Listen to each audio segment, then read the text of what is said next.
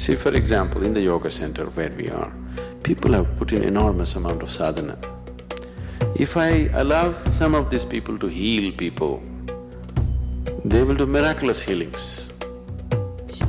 If I allow them to predict people's future, they will do a good job. Or if I sit down in Chicago and start predicting people's future, there'll be a huge crowd because I will tell you exactly what will happen, and it will happen.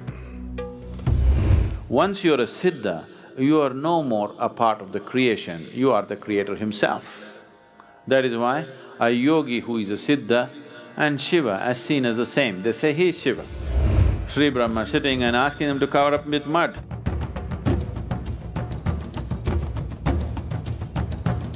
Because he's checking out for himself whether he is really a Siddha or not. Because if he sleeps, for sure he's gone. One moment of unawareness, for sure he's gone. By the time you open, his body will be rotting. You want to be stable, but you want to leave the door open, door half open, because you have a wife. If you become a Siddha, where will she go?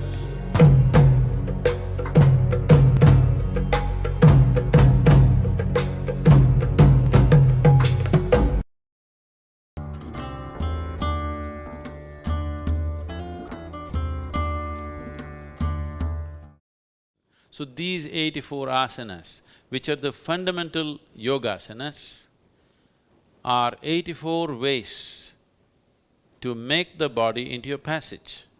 It is not necessary, actually, for everybody to do 84 asanas. If they do one, it is enough. Usually hatha yogis, serious hatha yogis who are taking hatha yoga as their path to liberation, practice only one asana, just one asana. It is difficult for a thinking mind to understand why would somebody spend his whole life trying to sit in a particular way. But if you learn to sit right, if you just learn to hold your body right, everything that you need to know in this universe you can know. Because this is known as asana siddhi. If you can sit in a posture, stable and comfortable, for 2.5 hours, then we say you have attained to asana siddhi, that you are in absolute comfort and at ease in a particular posture.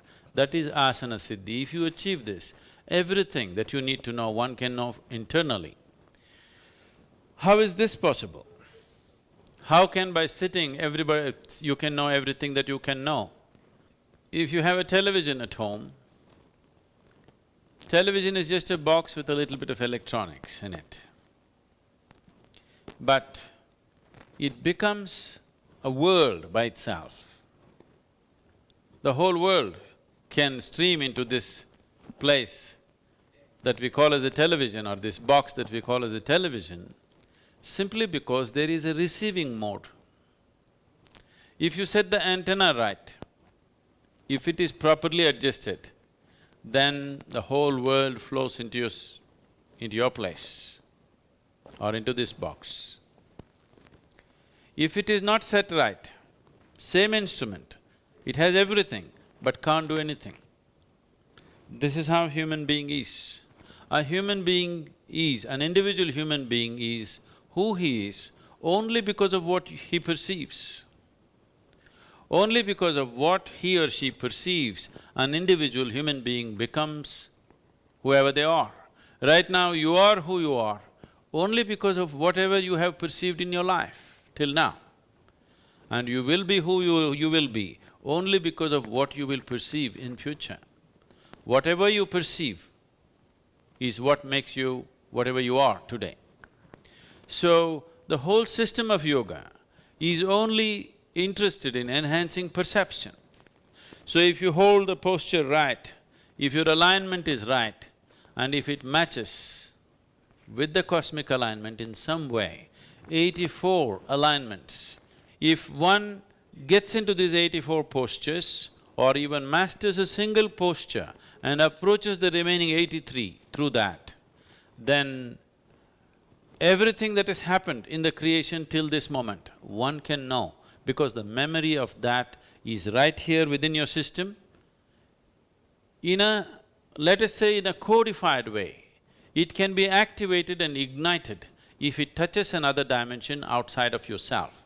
So asanas are powerful means, yogasanas are powerful means to connect. I do not want you to forget what yoga means. Yoga means union. Union means two have become one. Two is just this, there are only two in the existence, you and the rest of the existence. In the rest of the existence, you may identify this one, that one, but essentially there are only two, you and the rest of the existence, because there are only two dimensions of experience within you. You do not know what is up and down in this cosmos. You do not know what is forward and backward in this cosmos. You do not know anything. These are all things that we have made up for convenience. The only experiential reality is, there is something called outward and there is something called inward. So these are the two dimensions of experience, inner and outer. So yoga means to bring a union between these, inner and outer, you and the rest, you and the other.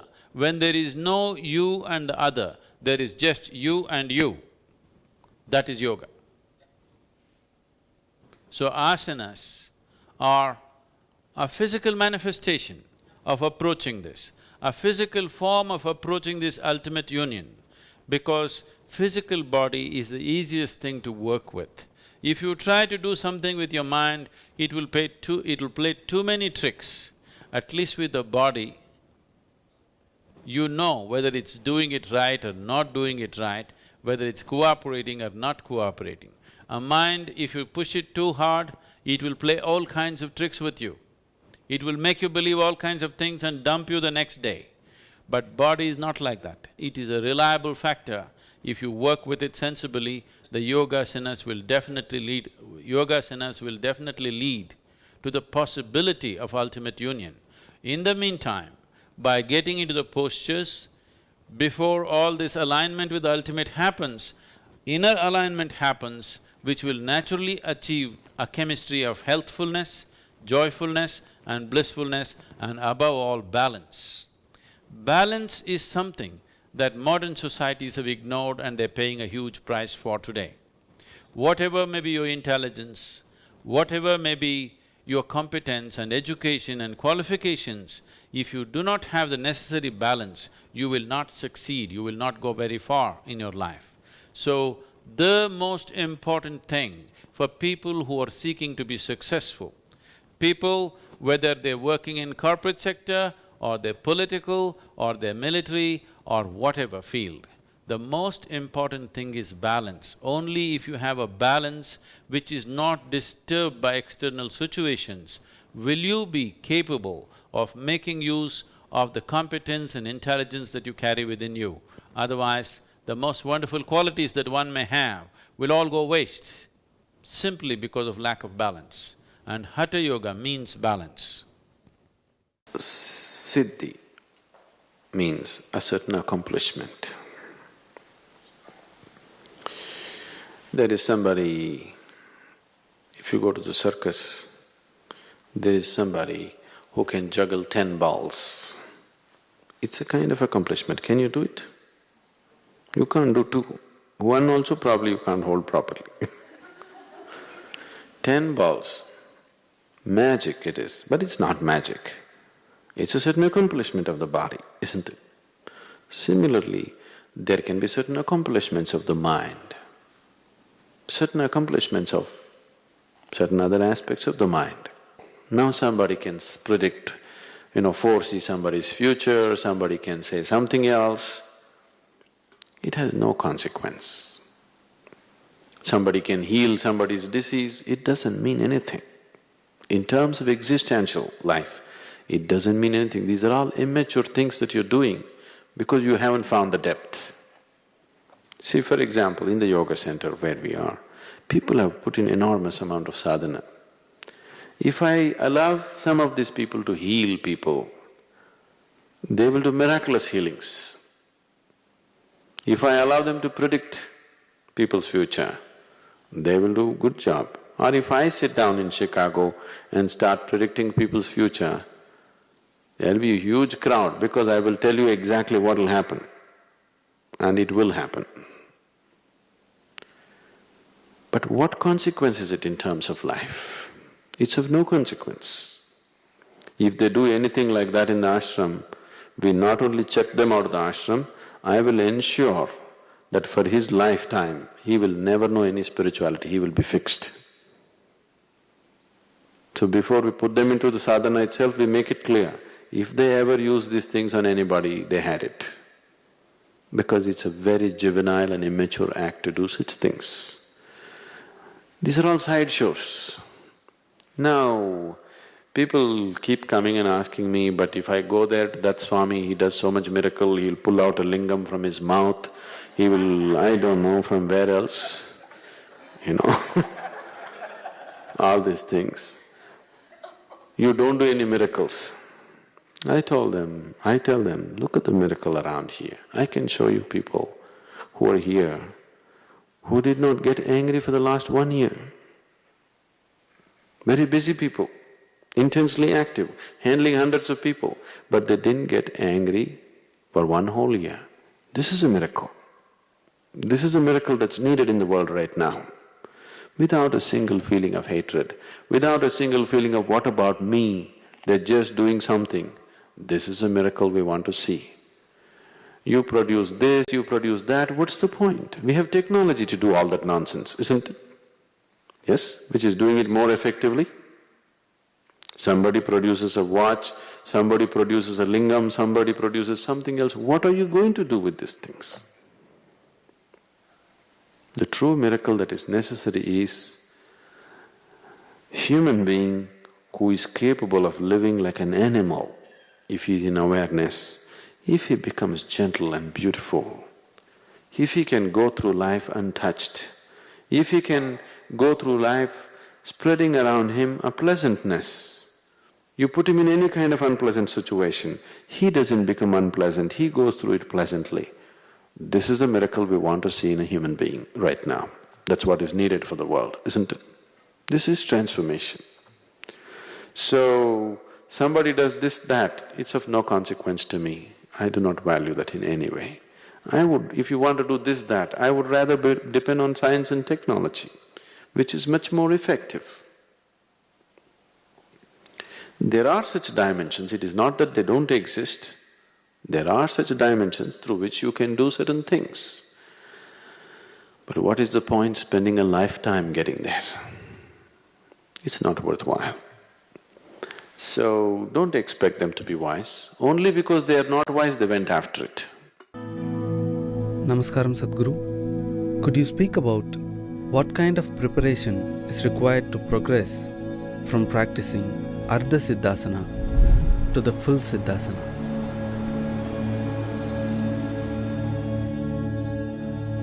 To be in a state of Siddhi means to be in a certain state of establishment. That means the looseness is gone. You are in a state of Siddhi, so you're a Siddha. That means you organize your energies in such a way that it is completely integrated.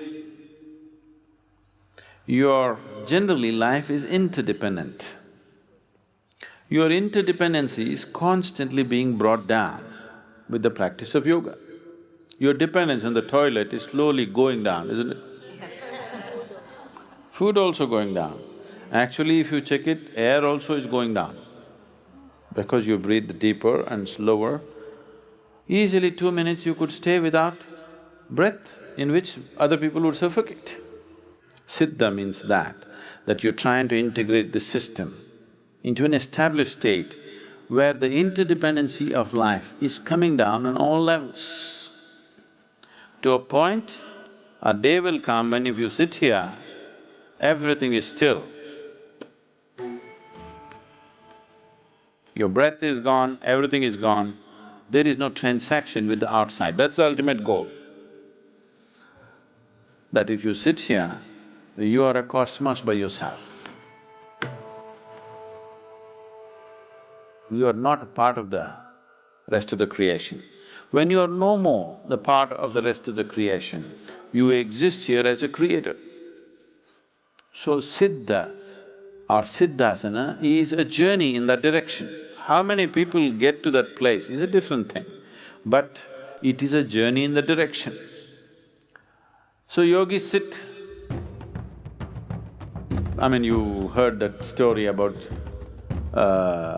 Sri Brahma sitting and asking them to cover up with mud.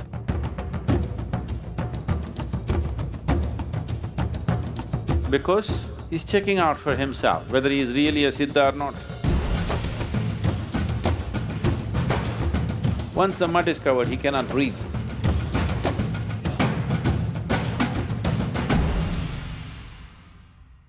No breath, no light. See, without light and air you cannot live actually. No breath. First, people learn practicing by cutting off the light. And then cutting off the food, cutting off the water, then cutting off the air.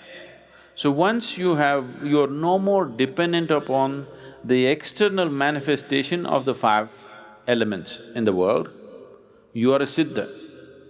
Once you're a Siddha, you are no more a part of the creation, you are the creator himself. That is why a yogi who is a Siddha and Shiva are seen as the same, they say he is Shiva. In his previous form, he was referred to as Shiva Yogi. So, Ardha Siddhasana means you want to be stable, but you want to leave the door open. Door half open, because you have a wife. If you become a Siddha, where will she go? She will not know how to be with you, she cannot be with you.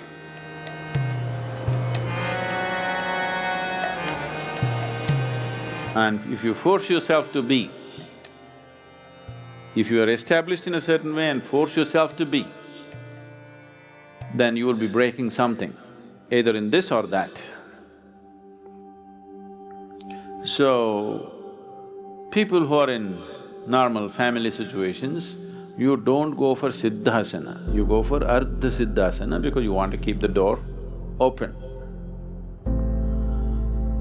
So Siddhasana, if you go, the practice will rise to a different level altogether.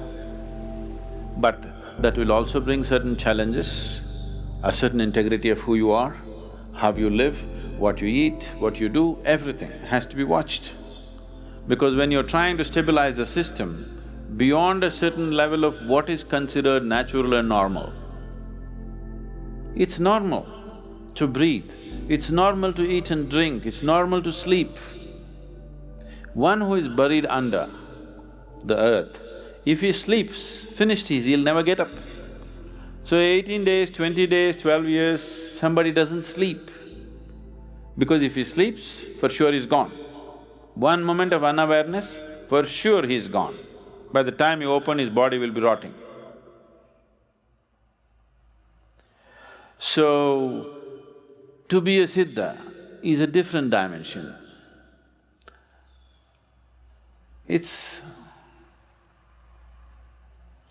There is something called as spirituality and there is something called as fringe spirituality. That means the doors are always open, you can go here, go there, go here, go there. So if I become a Siddha, will I become incapable in the world? Definitely not. You will become super capable.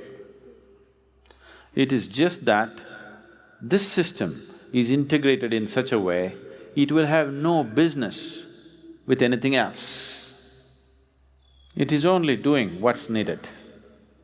It will have no business transaction going. Business transaction is give and take, isn't it?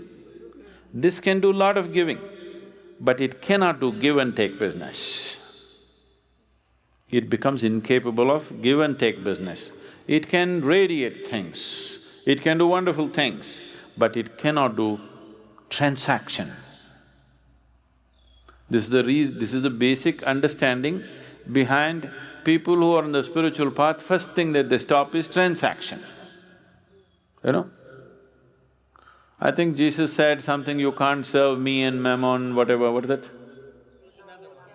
Man cannot serve two masters. Man cannot serve two masters. Yeah. A man cannot serve two masters.